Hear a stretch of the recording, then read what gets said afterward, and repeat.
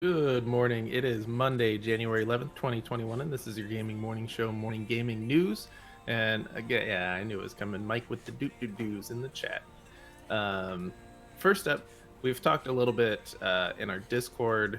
I think our Discord mostly. I don't think we've talked about it on the air much about GDQ, Games Done Quick. They just wrapped up their week of speed runs, and they announced on Twitter that they have raised $2,758,847 for the Prevent Cancer Foundation, which is fantastic. They always raise a ton of money, and I feel like they outdo themselves every season. You know, they do it twice a year, so not every year, but every season they outdo themselves. And $2.7 million, that's fantastic. Somebody was doing one with like a blindfold on or something like that. Yeah, they do some pretty cool ones, and it's a good mix of new games and retro games. If you've never watched it, check it out. If you've never watched any speed runs, check it out, because this is my favorite way to watch speed runs, because typically there's someone playing and then they have a couch. When they do it live, there's a literal couch of fellow speedrunners or friends behind them, and they explain what they're doing while they're doing it, which is really cool, especially for some of the more complicated speedruns or glitchy speedruns, to kind of get that insight of what's going on with the more complicated runs is cool. So check those out, and obviously thank you for raising so much money for Prevent Cancer Foundation.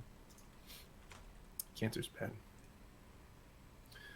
Next up, if you want a PlayStation 5 and you want it to be black instead of white, you briefly looked like you had a chance to do that. There's a website called Superb. I think it's supposed to be Superb. It's SUP3R5. So I think it's supposed to be Superb. And they were creating custom black PlayStation 5s, and they went on sale last week. They were brand new PlayStation 5s, but they would get them, paint them black, and resell them for $100 premium.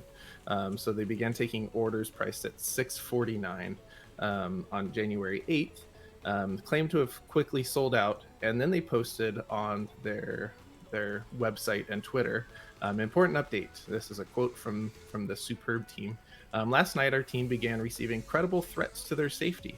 We take these threats seriously. We aren't willing to risk the safety and well-being of our team or the potential impact this would bring to delivering your order. All existing orders will be canceled and fully refunded in the coming days. You will receive a notification when this happens. We intended this to be a fun way to celebrate a shared nostalgia. As it turns out, there are people out there who are willing to interfere with that. If we determine that it's safe to try again, we will. For now, please stay safe. The Superb team. So yeah, these were painted black, but also painted black to look like PlayStation 2. It's the nostalgia comment in there.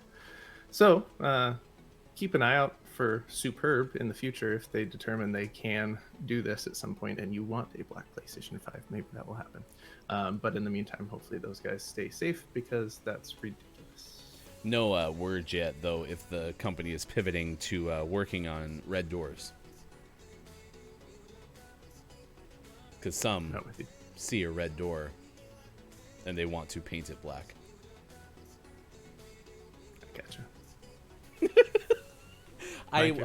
I was gonna say I think nothing ever warrants death threats. Clearly, maybe this is a situation where you have to wait until like ample stock is coming up, because paying $100 more for a custom piece, that makes sense to me. Yeah. I think they just ran into a situation where the timing of not having any of the regular stock was frustrating people.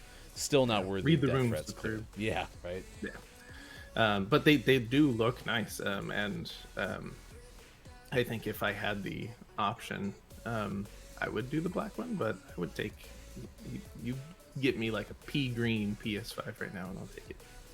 But anyway, so like if there was a red door, right? Okay, and someone had a red door, and then they wanted to paint it black. Last piece of the day.